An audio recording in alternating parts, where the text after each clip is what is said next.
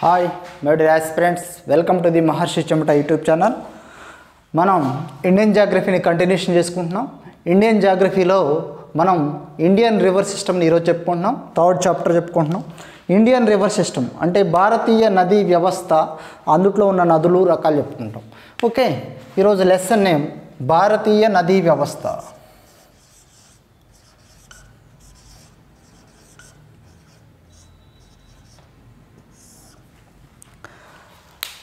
భారతీయ నదీ వ్యవస్థలో geography point of వ్యూలో చాలా ఇంపార్టెంట్ మనకి నదీ వ్యవస్థ.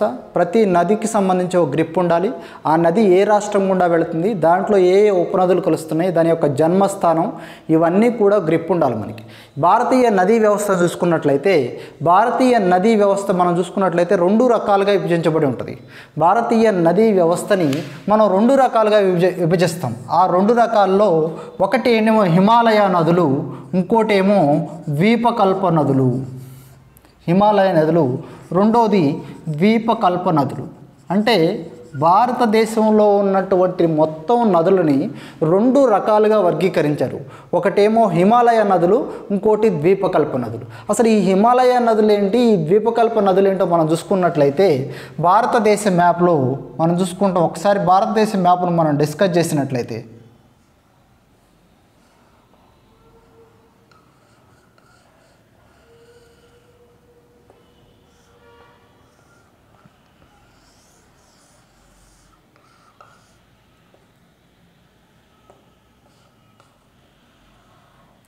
ఇది భారతదేశం.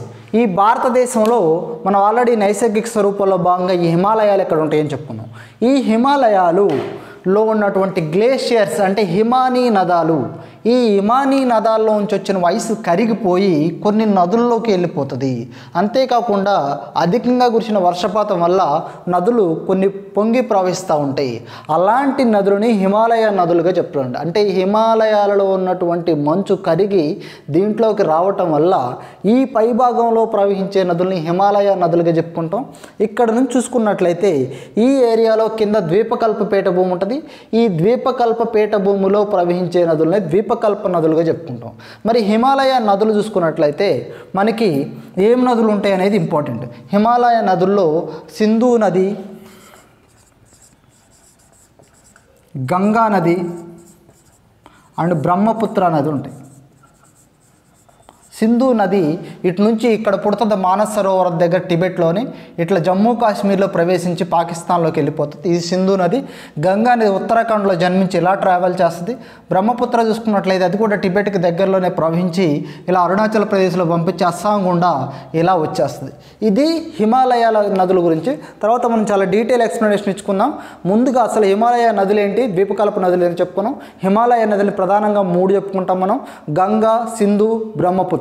మరి ద్వీపకల్ప నదులు చూసుకున్నట్లయితే కృష్ణ, గోదావరి, పెన్నా, ఈ తుంగభద్ర, ఇవన్నీ కూడా ద్వీపకల్ప నదులుగా చెప్పుకుంటాం. ఓకే, సెకండరీ పక్కన పెడదాం. ప్రస్తుతానికి హిమాలయ నదుల గురించి చెప్పుకుందాం.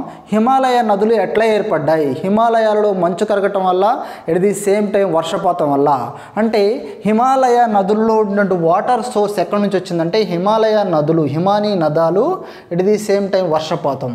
Okay, what is the difference between these two words మనం చూసుకున్నట్లయితే, హిమాలయన్ రివర్స్కి పెనిన్సులర్ రివర్స్, ఐ మీన్ ద్వీపకల్ప నదులకి మధ్య ఉన్న తేడా ఏంటంటే వీటిని జీవ నదులుగా చెప్పుకుంటారు. కింది వాటిలో జీవనది కానిది ఏది అని అడగొచ్చు మిమ్మల్ని. ఓకే, గంగా నది, బ్రహ్మపుత్ర, సింధు, గోదావరి అని అడుగుతాడు.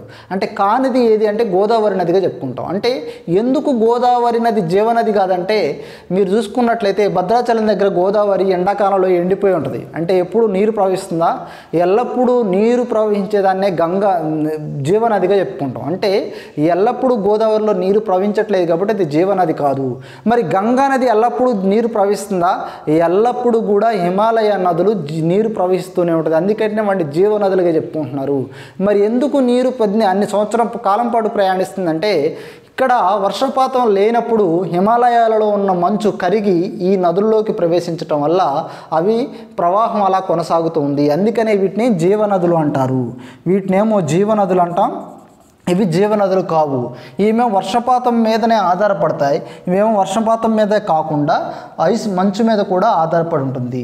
ఇంకోటి చూసుకున్నట్లయితే బాగా ఇంపార్టెంట్, రీసెంట్ డేస్లో అడుగుతున్నారు, హిమాలయ నదుల యొక్క ఆకారం ఎట్లా ఉంటుందని చూసుకున్నట్లయితే హిమాలయ నదులు ఇక్కడ ఉన్నటువంటి శిఖరాలకి, ఇక్కడ ఉన్నటువంటి పర్వతాలకి సమాంతరంగా ప్రవహిస్తూ వి షేప్లో ప్రవహిస్తాయి. వి మనకు ఆల్రెడీ 10వ తరగతి పుస్తకాలలో కూడా ఉంటుంది. హిమాలయ నదుల యొక్క షేప్ వి షేప్ ఉంటుంది. అదే ద్వీపకల్ప నదులు పర్వతాలకు లంబంగా ప్రవహిస్తూ వెడల్పుగా వెళ్ళిపోతాయి. ఇది యూ షేప్లో ఉంటుంది. ఈ షేప్ ఇంపార్టెంట్ మనకి. హిమాలయ నదుల యొక్క ఆకృతి అంటే వి పెట్టాలి, ద్వీపకల్ప నదుల యొక్క ఆకృతి అంటే యూ పెట్టుకుంటాం.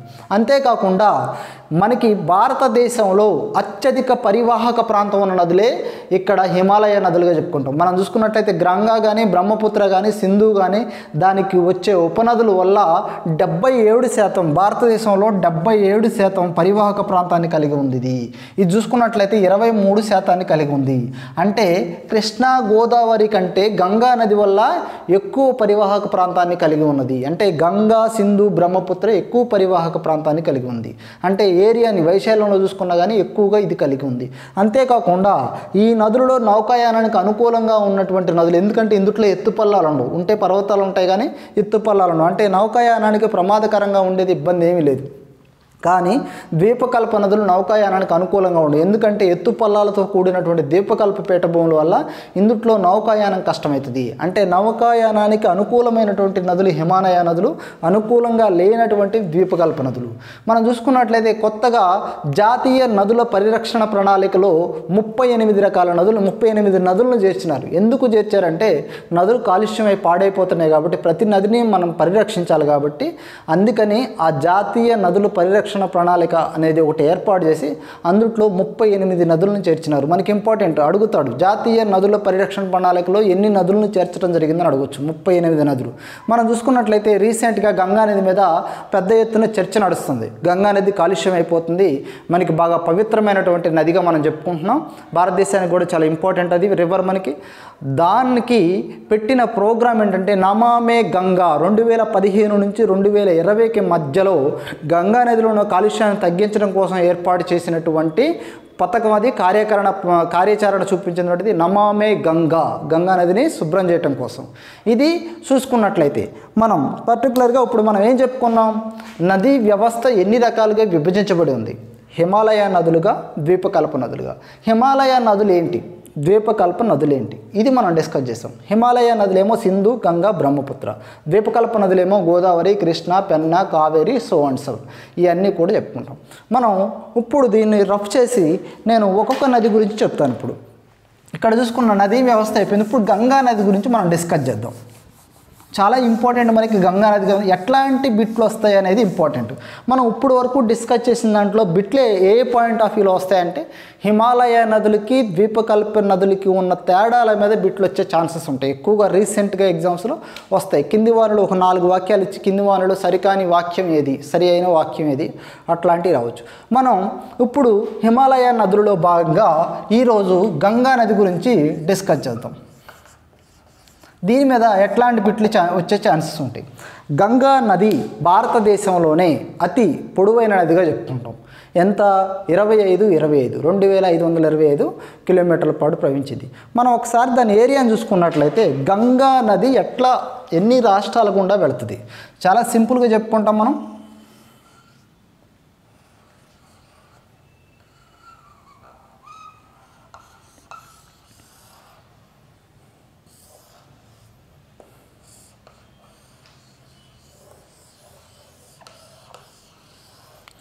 ఇది భారతదేశాన్ని ఊహించుకున్నట్లయితే భారతదేశంలో రాష్ట్రాలను చూసుకున్నట్లయితే ఇక్కడ జమ్మూ కాశ్మీర్ ఉంటుంది, ఇక్కడ పంజాబ్ ఉంటుంది, ఇక్కడ హిమాచల్ ప్రదేశ్ ఉంటుంది, ఇక్కడ ఉత్తరాఖండ్ ఉంటుంది, ఇక్కడ యూపీ ఉంటుంది, ఇక్కడ బీహార్ ఉంటుంది, వెస్ట్ బెంగాల్ ఉంటుంది, కింద జార్ఖండ్ ఉంటుంది.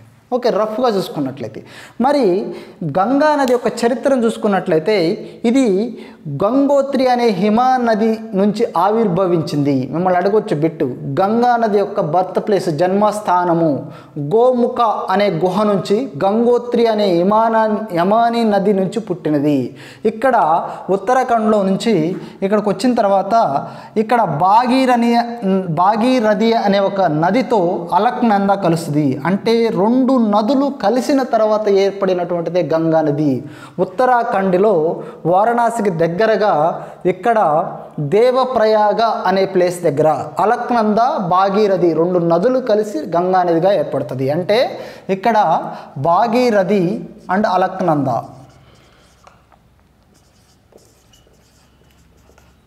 ఈ రెండు నదులు ఎక్కడ కలుస్తాయి? దేవప్రయాగ అనే ఒక ప్లేస్ వద్ద కలిసి అక్కడ నుంచి గంగా నది యొక్క జర్నీ స్టార్ట్ అవుతుంది. ఇక్కడ నుంచి గంగా వస్తుంది. మిమ్మల్ని ఇక్కడ అడిగితే గంగా యొక్క జన్మస్థానం గోముఖ్ అనే ఒక గుహ నుంచి ప్లస్ గంగోత్రి అనే ఒక హిమానీ నది నుంచి చూసుకున్నట్లయితే ఈ పాయింట్ ఆఫ్ వ్యూలో బిట్లో నెంబర్ ఆఫ్ కవర్ అయితే మనకి చూడండి. గోముఖ గంగోత్రి హిమానీ నది జన్మస్థానంగా, భాగీరథి అలక్నంద అనే ఒక రెండు నదుల కలయిక వల్ల దేవప్రయాగ దగ్గర గంగా నది జర్నీ స్టార్ట్ అవుతుంది. గంగా నది ఉత్తరాఖండ్లో స్టార్ట్ అయ్యి ఉత్తరప్రదేశ్లో ట్రావెల్ చేసుకుంటూ ఇక్కడ బీహార్లోకి ప్రవేశించి అక్కడ నుంచి జార్ఖండ్ నుంచి అటు నుంచి వెస్ట్ బెంగాల్ వచ్చి ఎక్కడ కలుస్తుంది? సముద్రంలో కలుస్తుందా? సముద్రంలో కలవదు. ఓ రెండు శాఖలుగా విడిపోయింది. ఒక శాఖ ఏమో బ్రహ్మపుత్ర నదిలో కలుస్తుంది.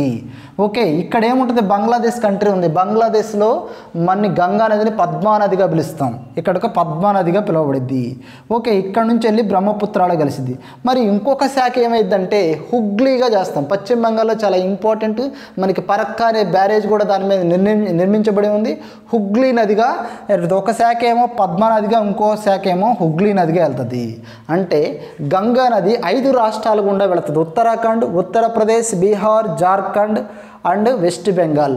మరి మిమ్మల్ని బిట్లు అడగొచ్చు, గంగా నది భారతదేశంలో ఏ రాష్ట్రంలో ఎక్కువ దూరం ప్రయాణించింది అని అడగచ్చు. ఉత్తరప్రదేశ్ దాదాపుగా 1140 కిలోమీటర్ల పాటు ప్రయాణించింది.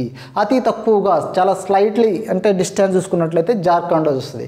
అంటే భారతదేశంలో గంగా నది 5 రాష్ట్రాల గుండా ప్రవహిస్తూ వెళ్ళి బ్రహ్మపుత్రాలు కలిసి ఒక శాఖ, ఒక్కో శాఖ ఏమో హుగ్లీ నదిగా విడిపోతుంది. ఇది గంగా నది యొక్క చరిత్రను చూసుకున్నట్లయితే గంగా నది బంగ్లాదేశ్లో పద్మా నదిగా చెప్పుకుంటాం. మరి గంగా నదికి ఇంకో పేరు ఉంది. ఏం పేరు అంటే జాహ్నవి అని కూడా పిలుస్తారు. గంగా నదినే జాహ్నవి అని కూడా పిలుస్తారు. మరి గంగా నది మిమ్మల్ని ఇంకో బిట్ అడగొచ్చు, భారతదేశంలో అత్యధిక పరివాహక ప్రాంతం కలిగిన నదిగా దేనిని పేర్కొంటారు? గంగా నదిని పేర్కొంటారు.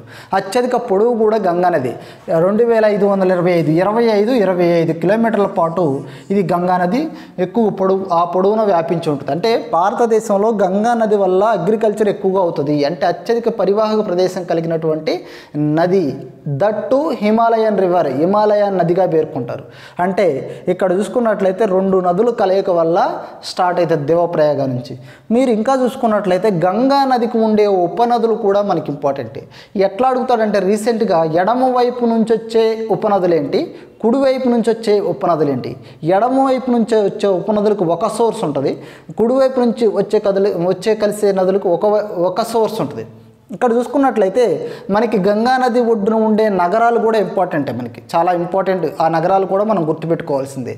ఓకే, మనకి స్టేట్స్ ఆల్రెడీ ఐడియా ఉన్నాయి కాబట్టి ఆ నగరాలు కూడా మీరు ఈజీగా చేయగలరు. మనకి ఉత్తరం నుంచి నదులు అన్నా ఇటే, లేకపోతే ఎడమ వైపు నుంచి వచ్చే కలిసే నదులైనా ఇటే. మనం చూసుకున్నట్లయితే ఇక్కడ మనకు రెడ్ మార్క్ చూపిస్తాం చూడండి. దీనికి ట్రిబ్యూటరీస్ అంటే ఉపనదులు అంటాం. What are the tributaries of Ganga river? మనం చూసుకున్నట్లయితే గంగా నదికి ఉండే ఉపనదులు ఏంటి చూసుకున్నట్లయితే ఎడమ వైపు నుండే గోమతి అండ్ గగ్గర్ అంటే రాజస్థాన్లో ఉంటుంది, గాగ్రా అంటే ఇక్కడ ఉంటుంది. ఈ గాగ్రా అండ్ గండక్, కోసీనే బీహార్ దుఃఖదాయిని అంటారు. మిమ్మల్ని అడగొచ్చు బిట్టు, బీహార్ దుఃఖదాయిని కింది వానలు ఏంది అని అడగొచ్చు. కోసి, ఎందుకంటే కోసి నది వల్ల బీహార్కి బాగా వరదలు వస్తాయి, అందుకనే బీహార్ దుఃఖదాయినిగా చెప్పుకుంటారు. మన బెంగాల్ దుఃఖదాయినిగా దామోదర్ నది చెప్పుకుంటారు మనకి. ఓకే, ఈ ఎడమ వైపు నుంచి వచ్చే కలిసే నదులు అంటే ఉత్తర దిక్కు నుంచి వచ్చే నదులు ఇవన్నీ ఏంటి హిమాలయ నదులుగానే చెప్పుకుంటారు. అంటే వీటన్నిటికీ సోర్స్ హిమానీ నదాలే.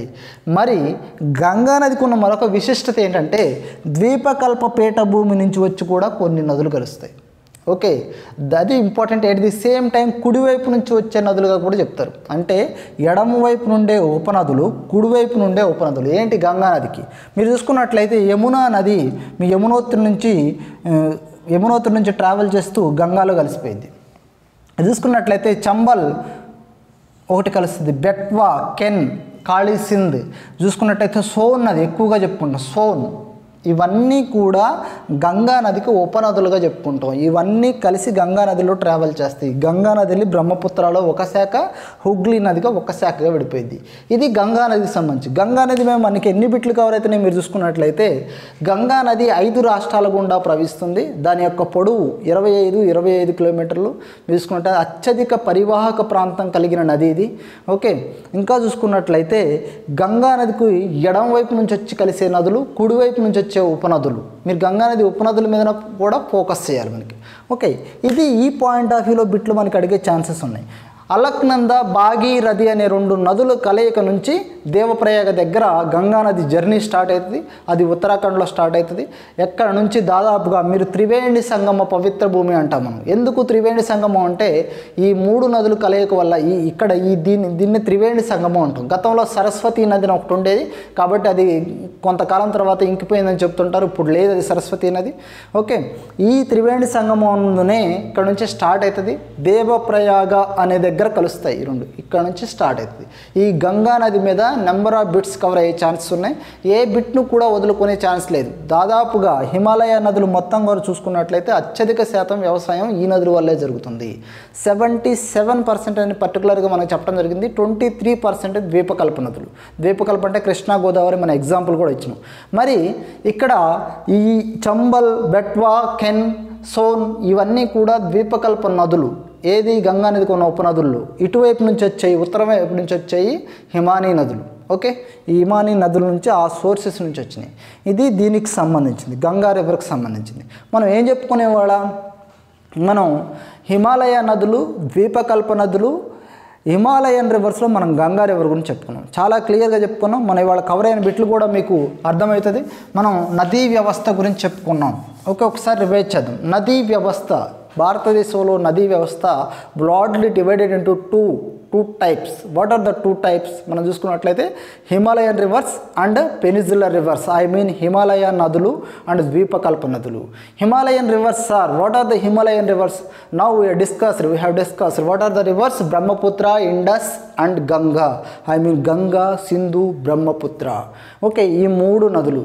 మనం ద్వీపకల్ప నదులు చూసుకున్నట్లయితే కృష్ణ అండ్ గోదావరి. మనం హిమాలయన్ రివర్స్లో భాగంగా ఫస్ట్ రివర్ని డిస్కస్ చేసినాం, గంగా నదిని డిస్కస్ చేసాం. ప్రతి ఒక్క నదిని కూడా డీటెయిల్గా చెప్పుకుందాం మనం. ఇప్పుడు గంగా నది ఎక్కడ జన్మిస్తుంది, ఏ 2 నదుల కలయిక వల్ల ఏర్పడ్డది, దాని జర్నీ ప్లేస్ ఎక్కడ, అది ఎన్ని రాష్ట్రాల గుండా ప్రవహించింది, ఎంత దూరం ప్రయాణించింది, దాని యొక్క పరివాహక ప్రదేశం యొక్క ఇంపార్టెన్స్ ఏంటి, దాని యొక్క ఉపనదులు ఏంటి, ఎడమ వైపు నుంచి వచ్చే కలిసే ఉపనదులు ఏంటి, కుడివైపు నుంచి వచ్చే ఉపనదులు ఏంటి, అది భారతదేశాన్ని దాటినాక ఎన్ని శాఖలుగా విడిపోయింది, ఒక్కొక్క శాఖ ఎక్కడ కలుస్తుంది, ఇది దీనికి సంబంధించి. గంగా నదికి అదర్ నేమ్స్ చూసుకున్నట్లయితే బంగ్లాదేశ్లో ఏమో పద్మానది అంటారు, భారతదేశంలోనే ఇంకో పేరు జాహ్నవి. ఇది గంగా నది గురించి. మనం రేపు యమునా నది గురించి చాలా డీటెయిల్గా చెప్పుకుంటాం. ఈరోజు గంగా రివర్కి సంబంధించి ఏ బిట్ అడిగినా మనం చెప్పగలిగేలా ఉండాలి. మనం మొదట చెప్పుకున్నాం భారతీయ నదుల పరిరక్షణ ప్రణాళికలో భాగంగా 35 నదులను చూసుకున్నాం. మనకి one more thing is there. ఇక్కడ మీరు చూసుకున్నట్లయితే ఇక్కడ నదులు చిన్న తరహా నదులు, పెద్ద తరహా నదులు, మధ్య తరహా నదులు అని ఉంటాయి. వీటికి డెఫినేషన్ ఇచ్చుకోవాల్సిన అవసరం ఉంది. సపోజ్ ఎప్పుడైనా అడిగితే డెప్త్గా వెళ్ళినప్పుడు అడగొచ్చు. నదుల్లో మనకి 3 రకాల నదులు ఉంటాయి. వాటి యొక్క పరివాహక ప్రాంతాల ఆధారంగా మనకి 3 రకాల నదులు ఉంటాయి. ఒకటేమో పెద్ద తరహా నదులు అంటారు, పెద్ద తరహా నదులు. ఇంకోటి మధ్య తరహా నదులు, ఇంకోటి చిన్న తరహా నదులు. ఓకే, ఎట్లా డివైడ్ చేస్తావు? What is the factor? ఏ ఫ్యాక్టర్ని బేస్ చేసుకొని నువ్వు డివైడ్ చేస్తావంటే ఇక్కడ చదరపు కిలోమీటర్లు ఎంత చదరపు కిలోమీటర్లని ఇది ఆక్యుపై చేస్తుంది ఎందుకు చూస్తుందో దాన్ని బట్టి అంటున్నాడు. ఇక్కడ 20,000 చదరపు కిలోమీటర్ల పైగా ప్రాంతాన్ని ఇది పరివాహక ప్రాంతాన్ని కలిగి ఉంటే ఇవన్నీ కూడా పెద్ద తరహా నదులు. ఇంకా పెద్ద తరహా నదుల్లో మనకి 14 నదులు ఉంటాయి దాదాపుగా భారతదేశంలో. గంగా నది, సింధు నది, బ్రహ్మపుత్ర నది, నర్మదా, తపతి, గోదావరి, కృష్ణ, పెన్నా ఇవన్నీ కూడా 14 రకాల నదులు ఉన్నాయి. ఆ 14 నదులు మధ్య తరహా నదులు చూసుకున్నట్లయితే 2,000 చదరపు కిలోమీటర్ల నుంచి 20,000 చదరపు కిలోమీటర్ల మధ్య ఉన్నటువంటి దానినే మధ్య తరహా నదులు చెప్పుకుంటాం. ఇవి 44 నదులు ఉన్నాయి. దాదాపుగా భారతదేశంలో 44 నదులు ఉన్నాయి. ఇక చిన్న తరహా నదులు చూసుకున్నట్లయితే 2,000 చదరపు కిలోమీటర్ల కంటే తక్కువ ఉన్న నదుల్నే మనం చిన్న తరహా నదులు అంటాం. ఆ ఏరియా చదరపు కిలోమీటర్లు తక్కువ ఉంటే చిన్న తరహా నదులు. ఇవి భారతదేశంలో 196 ఉన్నాయి. మనకి ఇంపార్టెంట్ మనకి. ఓకే, పెద్ద తరహా, చిన్న తరహా, మధ్య తరహా. ఓకే, చిన్న తరహా నదులు ఏమో 196 ఉన్నాయి, మధ్య తరహా 44 ఉన్నాయి. ఓకే, పెద్ద తరహానేమో 14 ఉన్నాయి. ఓకే, పెద్ద తరహా నదులకు సంబంధించి 14 గుర్తుపెట్టుకుంటే మంచిది మనకి. ఎందుకంటే కింది వానిలో పెద్ద తరహా నది కానిది ఏది, పెద్ద తరహా నది అయినది ఏంది కూడా అట్లాంటి బిట్లు అడగచ్చు. వీటిని గుర్తుపెట్టుకోకపోయినా ఏం కాదు, జస్ట్ ఏరియా గుర్తుపెట్టుకోండి, ఎంత వైశాల్యంలో ఉన్నాయో గుర్తుపెట్టుకోండి మనకి. ఓకే, మనం హిమాలయ నదీ వ్యవస్థని ఎన్ని రకాలుగా వర్గీకరించాం? పెద్ద తరహా నదులేంటి, మధ్య తరహా నదులేంటి, చిన్న తరహా నదులేంటి చెప్పుకున్నాం. గంగా నది, దాని యొక్క ఉపనదులు, దాని యొక్క పొడవు, దాని యొక్క వైశాల్యం, దాని యొక్క పరివాహక ప్రాంతం, దాని యొక్క జన్మస్థానం, దానికి కుడివైపు నుంచి కలిసేయి, దానికి ఎడమ వైపు నుంచి వచ్చాయి, అన్నీ కూడా చాలా డీటెయిల్గా చెప్పుకున్నాం. రేపొద్దున యమునా నది, దాని యొక్క ఉపనదులు, దాని యొక్క ప్రాంతం మొత్తం టోటల్గా చెప్పుకుందాం. Thank you. సబ్స్క్రైబ్ చేయండి, లైక్ చేయండి, షేర్ చేయండి. Thanks to one and all.